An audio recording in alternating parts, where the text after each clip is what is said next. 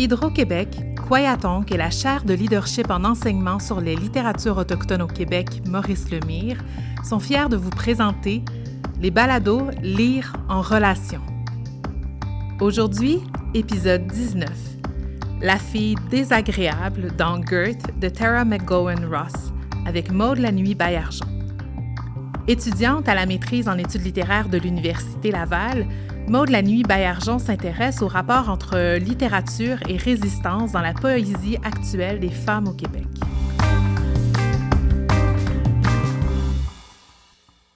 Je m'appelle Maude Lanuit-Baillargeon, je suis une femme blanche et j'ai grandi sur le territoire ancestral propre au Pékakamilenutch.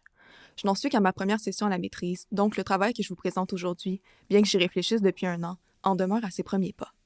Je suis extrêmement reconnaissante et heureuse de faire moi-même mes premiers pas avec ce projet hors de la salle de classe, ici. Avant de vous présenter mon analyse du recueil de poésie écrit en anglais et paru en 2016, Girth, de l'autrice bispirituelle Mi'kmaq Tara McGowan Ross, qui habite à Tiohtià:ke, Montréal, j'aimerais prendre un moment pour contextualiser ma lecture de l'œuvre, faire un bref portrait du projet dans lequel elle s'insère, un projet qui, au courant des 2 prochaines années, va certainement modifier mon analyse. Mon projet de recherche s'intéresse donc à la question suivante. En quoi la poésie actuelle des femmes au Québec se présente-t-elle comme un terrain de théorisation de la négociation du complexe de la Nice Girl? Je ne me pencherai pas énormément ici sur l'aspect théorisation, qui est un ajout récent à ma démarche. Mais voilà, je propose une manière de lire la poésie actuelle des femmes au Québec, c'est-à-dire que je vais me pencher sur des œuvres d'autrices autochtones, comme Tara McGowan Ross, mais aussi d'autrices allochtones, d'autrices blanches entre autres, et ce, dans un même travail. Je m'intéresse au potentiel d'une perspective transculturelle sur la littérature des femmes au Québec. Je m'intéresse à une lecture en relation. En ce sens que oui, j'entre en relation avec les textes, mais aussi que je lis les textes en relation les uns avec les autres. Le chercheur cri Dwayne Donald disait dans l'une de ses communications que « Colonization is the extended process of denying relationship ». Je souhaite reconnaître et honorer la relation que j'ai avec les textes, mais également celle qui existe entre ces mêmes textes.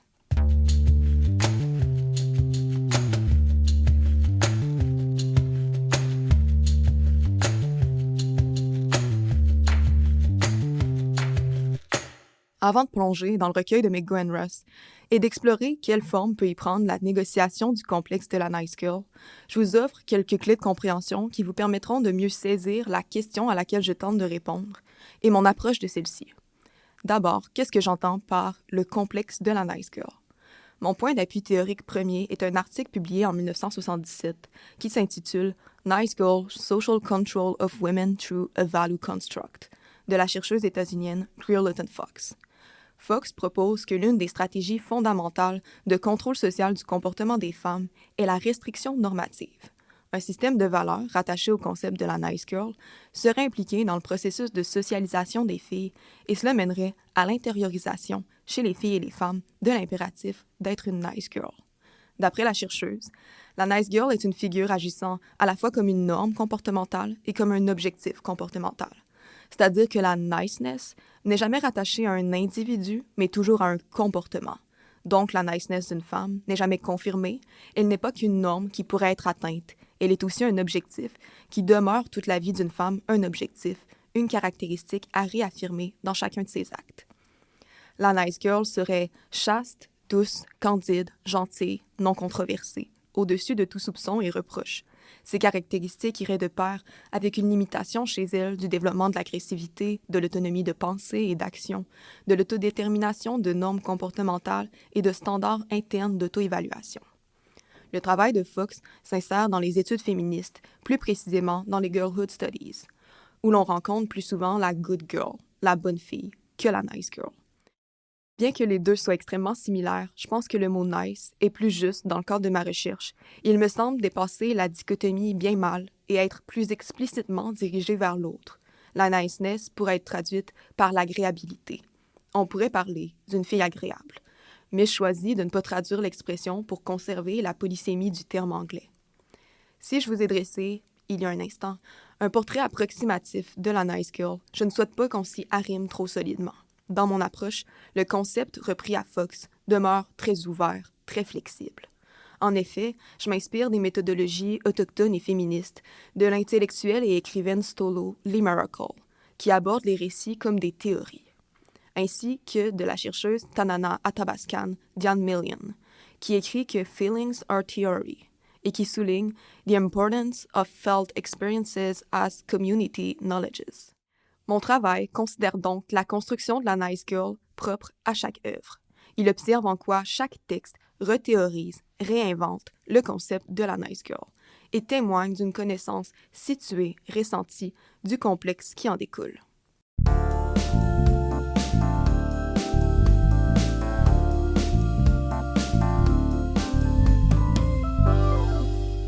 Plongeons maintenant dans le recueil de poésie Girth de Tara McGowan-Ross. Afin de préciser l'orientation de mon analyse quant à la négociation du complexe de la Nice Girl dans l'œuvre, je pose la question suivante. Dans Girth, comment le rapport de la locutrice au modèle de la Nice Girl apparaît-il marqué par la non-conformité et le refus? Quand je parle de la locutrice ou du sujet poétique, je parle de la voix qui traverse le recueil, du « je » qui, ici, emprunte souvent d'autres pronoms. Par la non-conformité et le refus, j'entends que la locutrice échoue parfois, malgré elle, à ressembler à la Nice Girl, et que, d'autres fois, elle refuse délibérément de poursuivre ce modèle, de faire de cette norme un objectif. On pourrait parler d'une part d'une inadéquation involontaire et d'autre part d'une inadéquation volontaire. Je propose que cette tension entre, si on veut, l'échec et la résistance, qui marque le rapport du sujet poétique au modèle de la Nice Girl, se manifeste dans le recueil à travers les thèmes que sont le corps et la grève étudiante, c'est-à-dire deux des principaux axes du recueil. Le premier thème qui m'intéresse est celui du corps. La manière dont la locutrice de Girth entre en relation avec le modèle de la Nice Girl à travers son corps comporte trois volets. L'établissement du modèle et du même coup de la non-conformité du sujet poétique à ce modèle, l'emploi de certaines techniques du corps qui visent l'atteinte de cette norme et qui sont constitutives d'un trouble alimentaire, ainsi que la présence d'un espace de refus. Avant d'aborder à tour de rôle ces trois volets, je souhaite contextualiser davantage la thématique du corps. Bien qu'elle dise la Nice Girl gracieuse, l'apparence physique est très peu présente dans le texte de Greer Little Fox. Pourtant, nice peut aussi signifier attirante. Il paraît logique que la Nice Girl soit nice to look at, agréable à regarder. La corporéité, le corps qui ne correspond pas à l'idéal de beauté qu'est la minceur, est omniprésente dans l'œuvre de McGowan-Ross. Cette dimension de la Nice Girl, entre autres, permet de voir que celle-ci existe à l'intersection de divers systèmes d'oppression. En effet, l'injonction d'être une Nice Girl peut revêtir des significations différentes pour différentes femmes. Elle n'est pas vécue de la même manière par une femme autochtone et par une femme blanche, ou par une femme queer et par une femme hétérosexuelle, par exemple. À la page 18 du recueil, dans l'un des seuls passages qui explicite l'identité autochtone de la locutrice, celle-ci associe le mot « autochtone » au poids de son corps. Vu la place importante du corps gros dans le recueil, ce passage peut probablement être lu au premier degré. La grosseur du corps est rattachée à l'identité autochtone. Cela participe à situer la minceur en tant que standard imposé par la société blanche coloniale qui, comme les autres caractéristiques de la Nice Girl, apparaît constitutif de la féminité, une féminité nécessairement blanche. Si l'on nie la féminité des femmes grosses, on ne reconnaît pas non plus celle des femmes autochtones et racisées. Cette dernière idée a été explorée par plusieurs autrices et intellectuelles, notamment l'écrivaine Stolo, déjà mentionnée Lee Maracle, qui écrit dans l'ouvrage I Am Woman que l'idéologie raciste had defined womanhood for the native woman as non-existent et que colonization for native women signifies the absence of beauty, the negation of their sexuality. Si, comme le signale Greer Little Fox, le modèle de la Nice Girl est assez transposable et adaptable d'une société patriarcale à une autre, nous pouvons supposer que le rapport conflictuel de la locutrice de Girth à l'injonction à la minceur, constitutive de la féminité, est modulé, voire aggravé, par le fait d'exister dans une société qui produit des modèles de la féminité, comme la Nice Girl, qui sont nécessairement blancs. Dans le deuxième poème du recueil, qui donne à l'œuvre son titre, et qui déjà donne à voir le modèle, la non-conformité et le trouble alimentaire, on peut lire « Imagine a girl, then imagine something. Not a girl, but girlish, substantial, globular. » Le poème s'ouvre sur la déshumanisation, la chosification, qui, en raison des qualificatifs utilisés et de la description qui suit, peuvent être mises en relation avec la grosseur du corps. Le corps est une chose qui ne permet pas d'atteindre le statut de fille. Cette chose est peut-être girlish, féminine, mais cet emploi de girlish fait aussi penser au sens de ish, qui vient parfois se greffer à des mots ou à des phrases pour signifier vaguement, partiellement.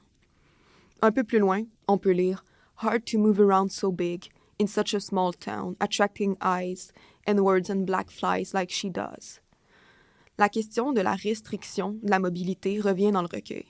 On peut comprendre que ce n'est pas forcément le corps qui réellement rend le mouvement difficile, c'est la réaction des autres face à ce corps.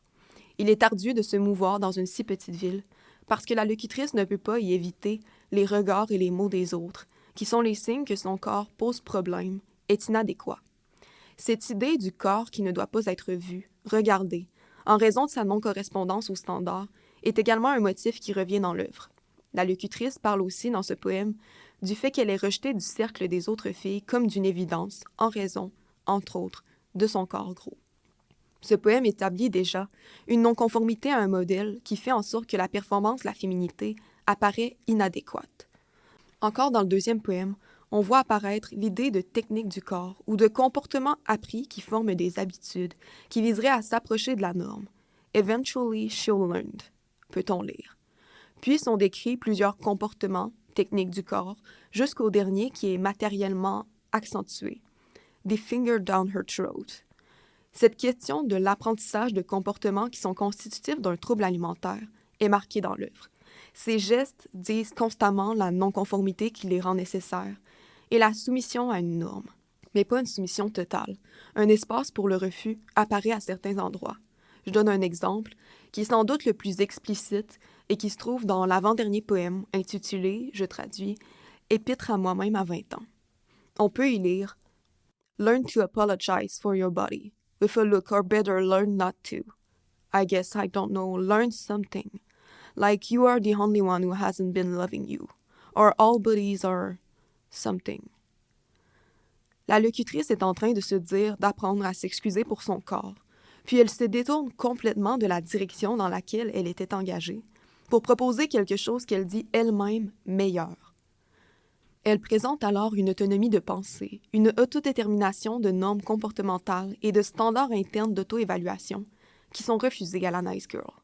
Elle n'invente vraisemblablement rien. Les deux propositions sont même placées entre guillemets. Ce sont des discours repris. Il n'en demeure pas moins qu'elle est en train de se dire de refuser de s'excuser, d'avoir un corps qui n'est pas mince, encore plus subversif, de l'aimer ce corps. Ainsi, à travers la thématique du corps, la locutrice de Goethe présente l'une des injonctions qui caractériserait le modèle de la Nice Girl, la minceur, et la relation qu'elle entretient à cette norme, relation marquée surtout par sa non-conformité, sans cesse réitérée, mais aussi par le refus de soi-même nier ce corps.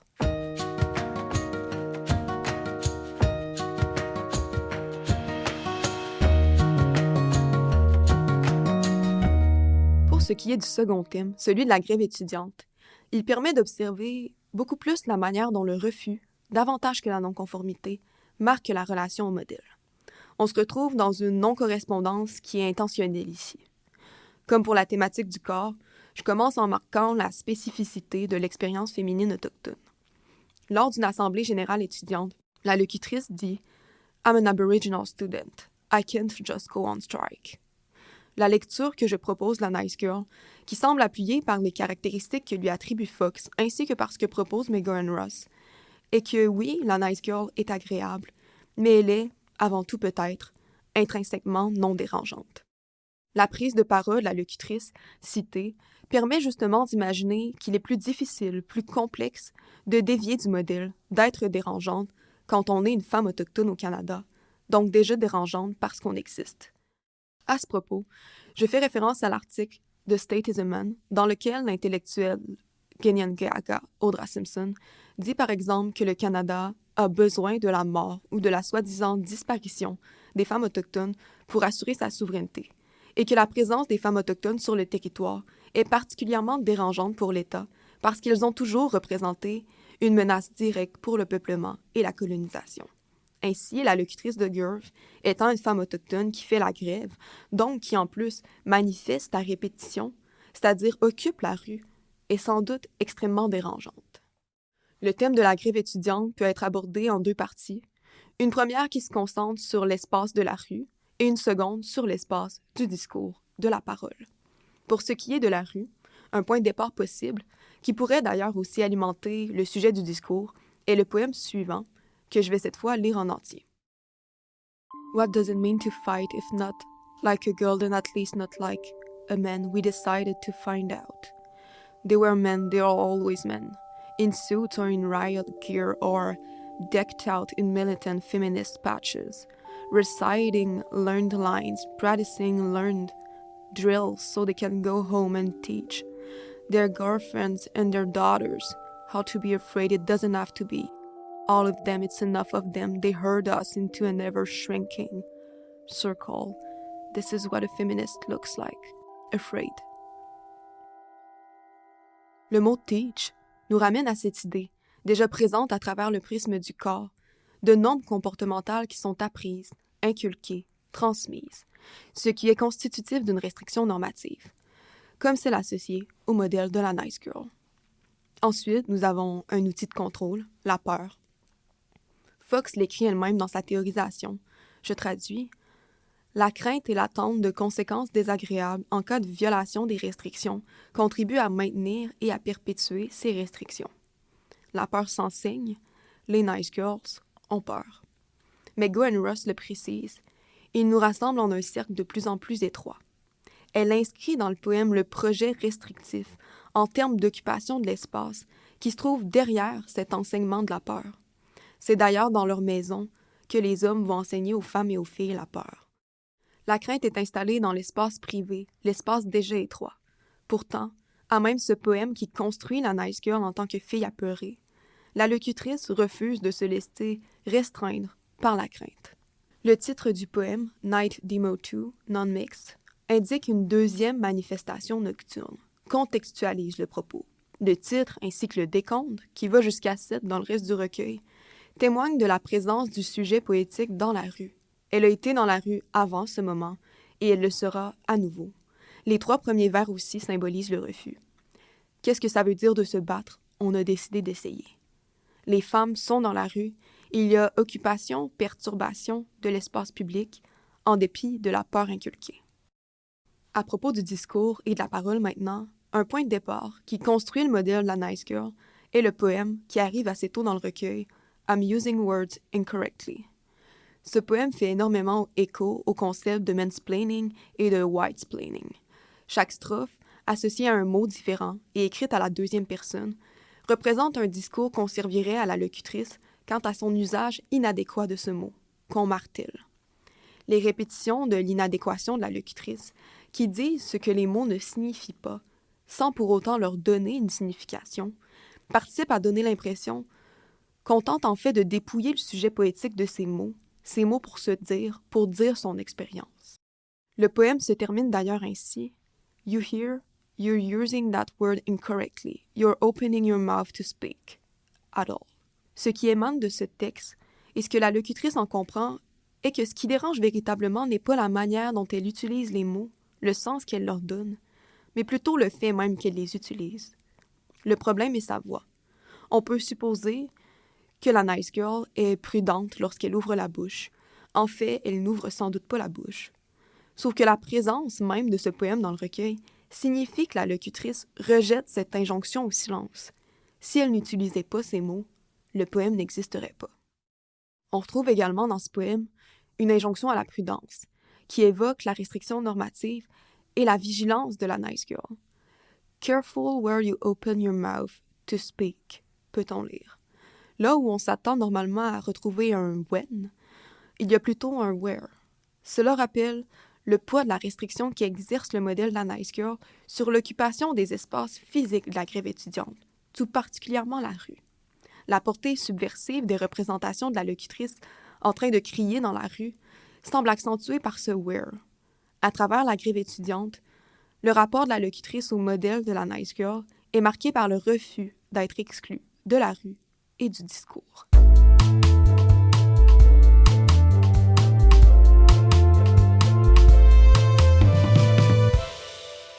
Ainsi, le recueil donne à voir de quelle manière la non-conformité involontaire, la soumission au modèle de la Nice Girl, peut coexister avec la résistance, le refus de poursuivre ce modèle. Un vers qui apparaît dans 2 poèmes et que le sujet poétique associé à la fierté paraît symboliser cette coexistence de la non-conformité et du refus. La locutrice dit « I may not be pretty, but I can sing so loud ». Et effectivement, elle chante dans les manifestations. C'est comme si elle annonçait « J'échoue peut-être à être une nice girl, mais je peux aussi volontairement ne pas en être une ». En associant cet énoncé à un sentiment de fierté, la locutrice semble exprimer que si, devant le modèle, elle ne convient pas, elle parvient tout de même à créer, à trouver des espaces pour se convenir, pour répondre à ses propres standards. Voilà où en est ma réflexion pour le moment. Elle demeure bien sûr mouvante, vivante. Tout récemment, je m'intéresse d'ailleurs aux réflexions de Jack Halberstam dans The Queer Art of Failure. J'aimerais penser le potentiel subversif de l'échec, du fait de se dire ouvertement dans son inadéquation, de se montrer dans sa non-correspondance au modèle. Penser à un échec qui est résistant parce qu'il n'est pas caché. Merci beaucoup.